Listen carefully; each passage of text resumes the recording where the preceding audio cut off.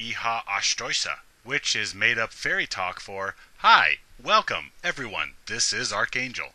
There is an all-out war against males to keep them compliant and malleable to gynocentric agenda. And thus we send out our drones to shame into submission the wild cards, the unruly males that are trying to break away, such as males here in empowerment spaces. As such, another tactic used to convince males to return to the plantation to worship at the altar of feminine is your masturbatory images. Many try to say that if you masturbate to porn or images of females, that you are apparently still worshiping them.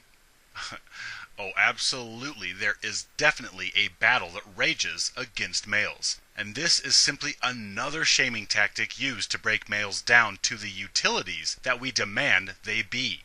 Most everyone seeks male blood, and opposing these hordes is a mere handful of awakened males that actually seek the liberation of male souls. I speak my words to free male minds and spirits, whereas the entrenched gynocentric establishment, coined the vaginisty, is trying to keep them subjugated to devaluation and disposal, and they will use any and every tactic to guilt, shame, cajole, and even oblige males under duress to continue feeding the meat grinder of male devaluation. And this is where we get the secret purple agents that invade our spaces and spread propaganda to create chaos and dissent within our own strongholds. I mean, holy frijoles, this campaign against males knows no bounds. These secret vaginisty agents are weak, addicted, spineless, skirt-chasing, female-placating, pussy-begging, pathetic pansy posers who are tasked with turning male spaces into neutered, declawed hangouts for dudes that merely attract more purple addicts who also enjoy bitching about feminism and then chasing unicorns or ballin' hoes on the weekend. All the while these guys pat themselves on the back as awakened. Or, worse yet, they pretend that they are warriors fighting for male welfare as they fuel the inferno that causes male devaluation in the first place. Oh, you betcha, these infiltrators are as genuine as green earthers that say they care about pollution as they throw trash out the window of their gas-guzzling SUVs that they drive 500 feet to the convenience store in order to get more stuff to consume and discard. Still, the validation addicts are doing their best to hijack Mgtow and male empowerment spaces and declaw it with their addiction-inspired return to the plantation rhetoric. Now they are using sneaky means to encourage guys into giving up idealistic platforms of male empowerment and come back to the traditional feminist criticisms and chase and tail.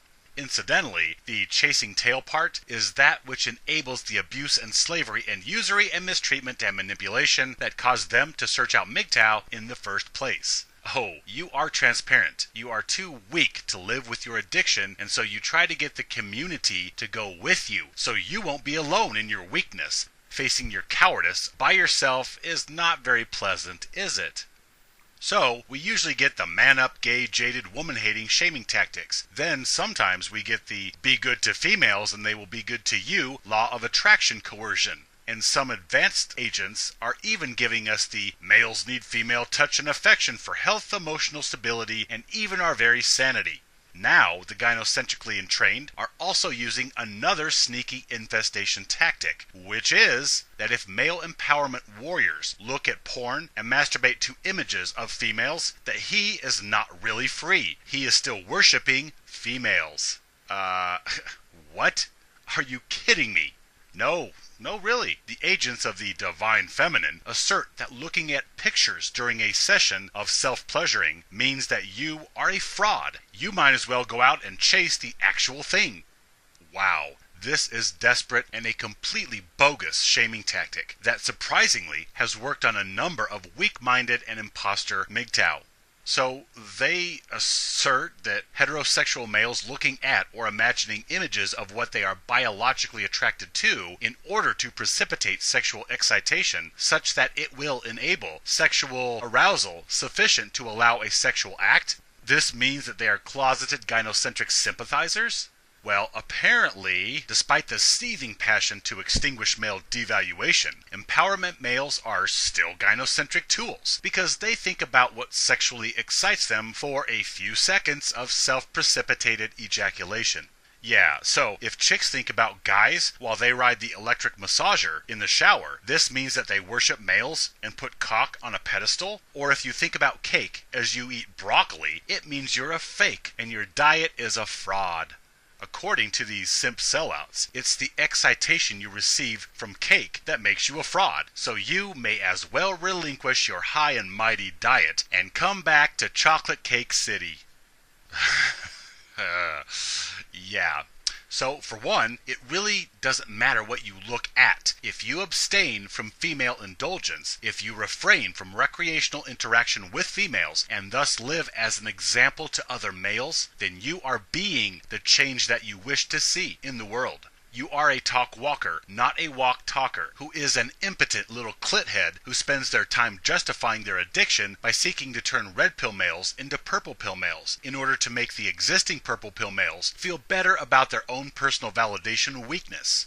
Maybe Gandhi or Jesus looked at pictures of grenades and machine guns in their private time, but when they were around others, they taught love and nonviolence, and their example through their personal action is what caused change, not their daydreams or private fantasies. A person's fantasies or mental musings do not define their allegiances. A person's actions define them.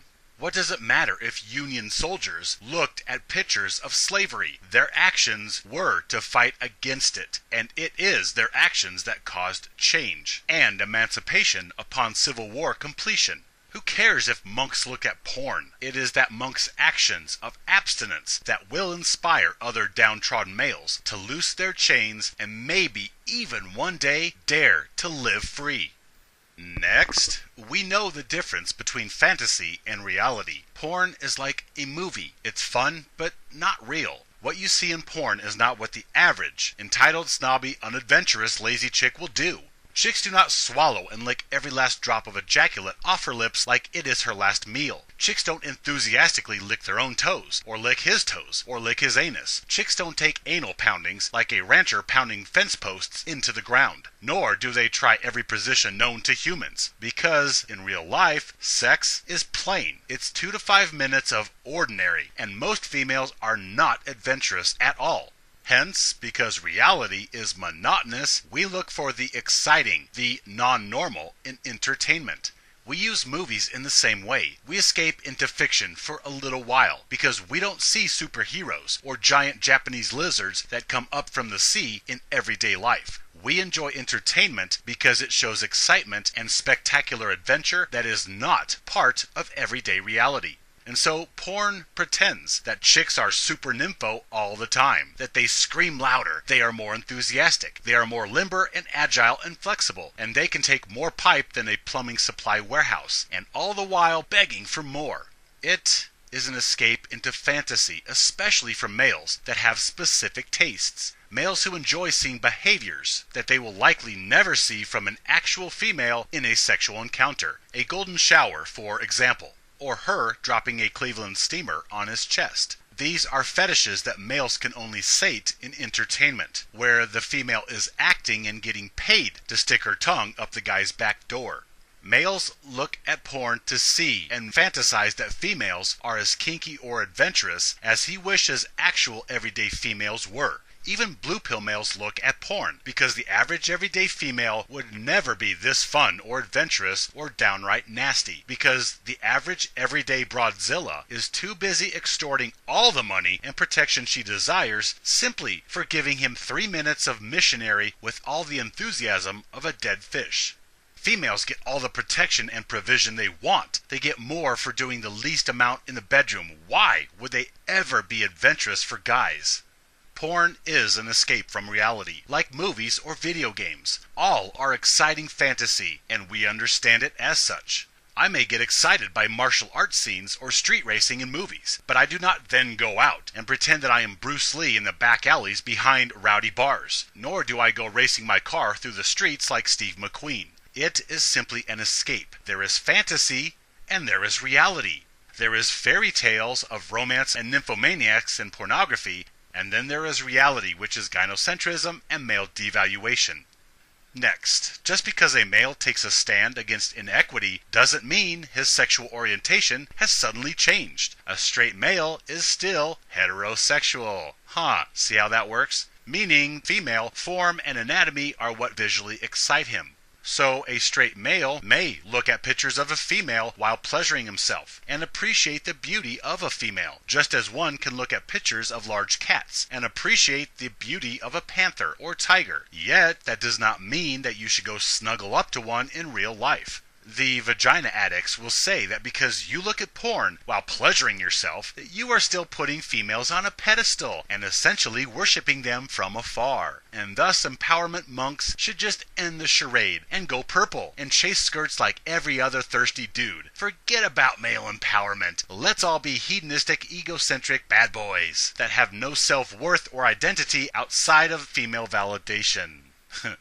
Oh, if you look at porn, you are still thinking about females. You are obsessing over them.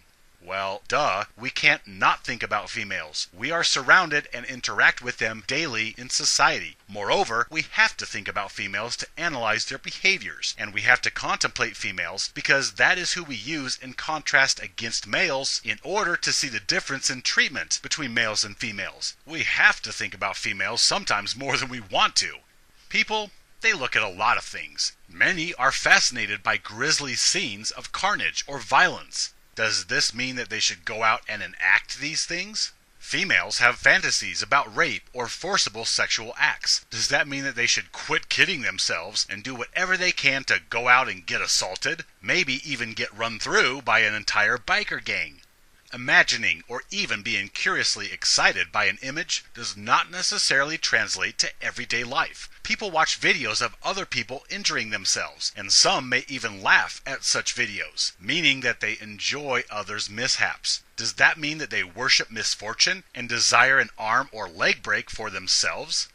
These males will say that you are lusting after and pretending that these images are the real thing, so you should just chase the real thing. Yeah, so people that get excited by paintball or violent video games, they are really just worshiping violence, and they are lusting after the experience of war and battle, so they should just quit pretending and use real guns, right? You stop drinking soda because it drains your vitality and life force and increases notches on your belt, yet you still think about pop. You look at Coke or Mountain Dew ads and desire creeps in. Does that mean that you obsess and you should simply go back to high fructose corn syrup and phosphoric acid? This is really a case of calling someone a fraud for use of a substitute. Give up the artificial sweetener and go back to real sugar. Don't sit there and watch cliff diving videos. Go jump off a cliff yourself. Yeah. There are substitutes for a reason, because the actual thing is flawed or detrimental. Yet here you are called a fraud for using a substitute. Be honest with yourself and go back to the plantation, back to devaluation and disposability, just because you occasionally look at naked humans in sexual acts. Really? Most males are not even trying to hide their desire for female substitutes, artificial womb, sex bots, etc. Males are actively looking for female substitutes, and porn and virtual reality are steps along this quest. Males want female substitutes because females are too toxic and the sex they peddle is monotonous, completely overpriced, and frankly, not worth the time or effort. Get with the program, you purple preachers. Males are not trying to hide their desire for female substitutes. They are actively pursuing them. This whole looking at porn, or using sex dolls or pocket vaginas, or any other female substitute shaming tactic, this is so ridiculously pathetic, and usually only works on the already weak-minded, who are looking for a reason to go back to servitude, because the thirst is too strong for them to overcome. Masturbation is fantasy, and straight males, celibate or not, look at or imagine that which actually visually excites them and physically arouses their bodies. This in no way translates into throwing in the towel and turning male empowerment into a purple opium den for addicts to congregate. However, males do need to understand fantasy and reality. Fantasy is where females are ravenous sex goddesses, and they care about male welfare. Reality is where you are expendable utilities, and females and sex are monotonous and disappointing. Yes, males do need to overcome and take charge of their bodily desires, or else their desires will control them and cause them to seek out female interaction when they desire skin instead of pixels on monitors. But saying that if a male looks at porn while pleasuring himself means that he still serves gynocentrism, this is asinine beyond belief. If you still think about women, you are an addict like us. If you are still attracted to women, maybe because you're hetero, then you should just give up, give in, and go back. Yeah, that's logic. We actively fight all urges to live by example and eschew romantic and sexual congress with females, not because we are bored with nothing else to do, but because we care more about male mistreatment and the suffering of males than other males do. We control appetites and selfish pleasure to the point that we truly live by example, and then, every once in a while, if you need to run off some steam and look at porn only to be labeled a poser in denial who still worships females, despite the monumental effort to live in a way that supports male worth and value, well, I think we can see the true loser and cowards. 'Tis the purple gynocentric salesman trying to shame males back to the plantation. Do not feel guilty for indulging in fantasy, but leave it in the realm of fantasy. Practicing monking is wise, and a key tenet of monking is control of appetites. Do not overindulge in self-pleasure, for then it will morph into a problem. It doesn't matter what you look at, because quite simply, it's empowerment or not. Walk the talk. My friends, stand with me, live free.